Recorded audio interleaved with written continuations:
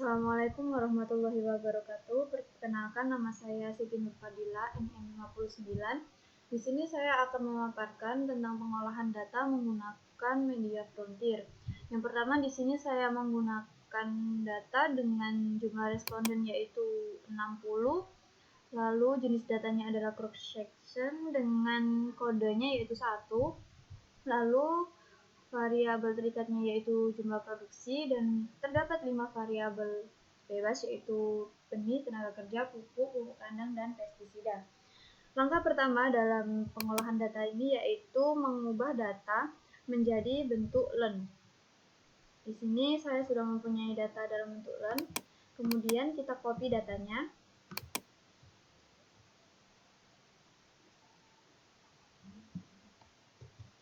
Dan buka Excel baru.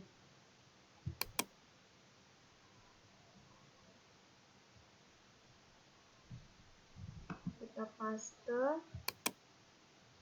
dan ubah format selnya menjadi 6 angka di belakang koma.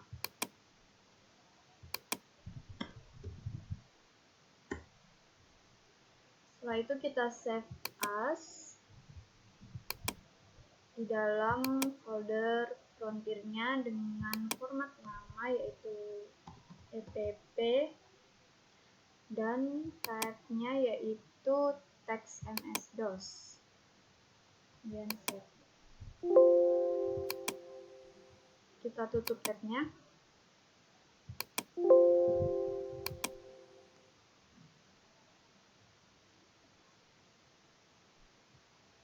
Kemudian kita frontiernya ubah data epp teks menjadi DTA.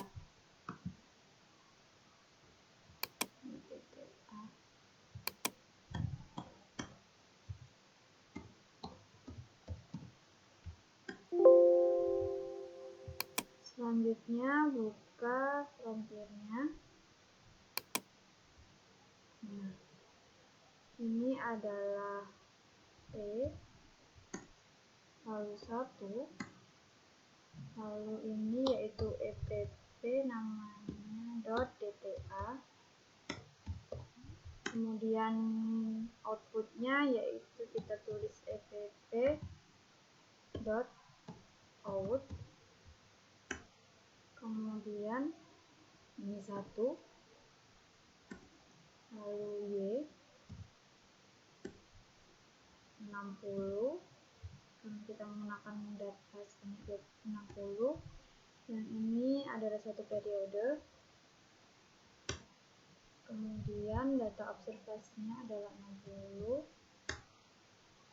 variabel bebasnya yaitu 5, kemudian ini Y, kemudian N.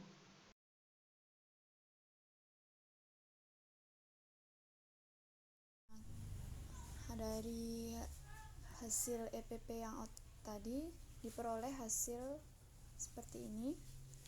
Untuk kemudian langkah selanjutnya adalah interpretasi untuk hasil pengolahan data ini.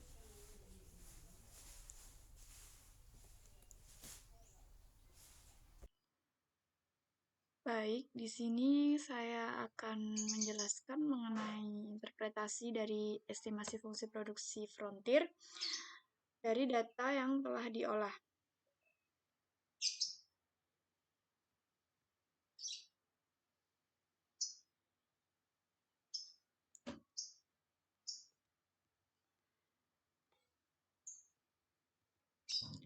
Nah, di sini terdapat data input produksi yang berjumlah 60 data dengan jenis data yaitu cross section, lalu variabel terikatnya yaitu jumlah produksi, lalu variabel bebasnya yaitu benih, tenaga kerja, pupuk kandang, dan pestisida. Selanjutnya, ini merupakan hasil output frontier, di mana yang pertama adalah uji kode LR test. Dari LR test of the one side error menunjukkan nilai 0,8 atau 1,86.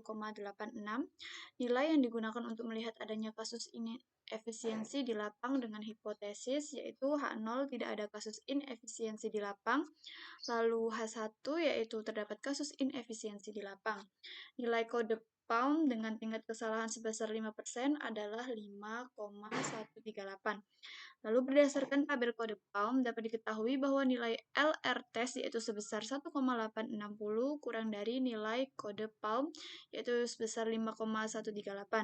Sehingga dapat disimpulkan bahwa H0 diterima yaitu tidak ada kasus inefisiensi di lapang.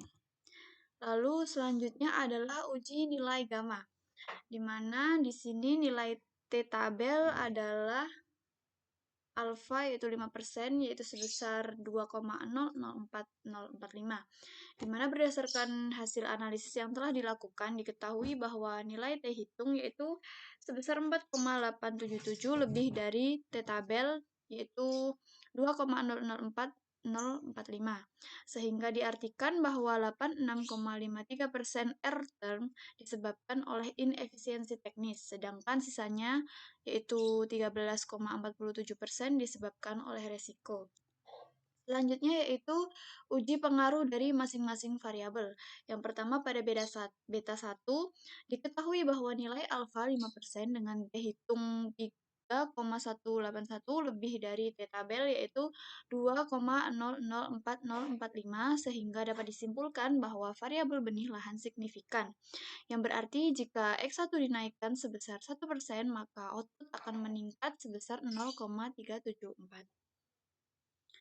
Selanjutnya pada beta 2 diketahui bahwa nilai alfa 5% dengan T hitung yaitu 3,757 lebih dari T tabel, sehingga dapat disimpulkan bahwa variabel tenaga kerja signifikan, yang berarti jika X2 dinaikkan sebesar 1%, maka output akan meningkat sebesar 0,842. Lalu yang ketiga yaitu pada beta 3 diketahui bahwa nilai alfa adalah 5% dengan T hitung yaitu minus 0,605 yang kurang dari T tabel, sehingga dapat disimpulkan bahwa variabel pupuk tidak signifikan, yang berarti bahwa variabel pupuk tidak berpengaruh pada penurunan maupun peningkatan produksi. Lalu pada beta 4 diketahui nilai alfa adalah 5% dengan T hitung adalah 0,689 kurang dari T tabel, sehingga sama dengan pada beta 3, yaitu dapat disimpulkan bahwa variabel pupuk kandang tidak signifikan dan variabel pupuk tidak berpengaruh pada penurunan maupun peningkatan produksi. Lalu yang terakhir yaitu pada beta 5 diketahui bahwa nilai alfa yaitu 5% dengan T hitung sebesar minus 2,451 kurang dari T tabel, sehingga dapat disimpulkan bahwa variabel pestisida tidak signifikan, yang bahwa variabel pupuk tidak berpengaruh pada penurunan atau peningkatan produksi. Selanjutnya adalah uji efisiensi dengan kriteria jika efisiensi teknis lebih dari 0,8 maka petani dinyatakan efisien secara teknis, di mana di sini sudah terdapat hasil output dari Frontier dari 60 responden, di mana berdasarkan pada data technical efficiency estimates, diketahui bahwa petani yang kegiatan produksinya telah efisien adalah petani 1, 2, 3, 13, 15, 16, 17, 19, 22, 25, 26, 28, 31, 32, 33, 35, 36, 37, 38, 42, 43, 45, 47, 48, 49, 50, 51, 52, 53, 55, 56, 58, dan 60. Sedangkan jika dilihat secara keseluruhan melalui mean efisiensi adalah sebesar 0,790, di mana itu kurang dari 0,8 sehingga dapat disimpulkan bahwa kegiatan produksi petani tidak efisien. Cukup sekian penjelasan dari saya, kurang lebihnya mohon maaf. Wassalamualaikum warahmatullahi wabarakatuh.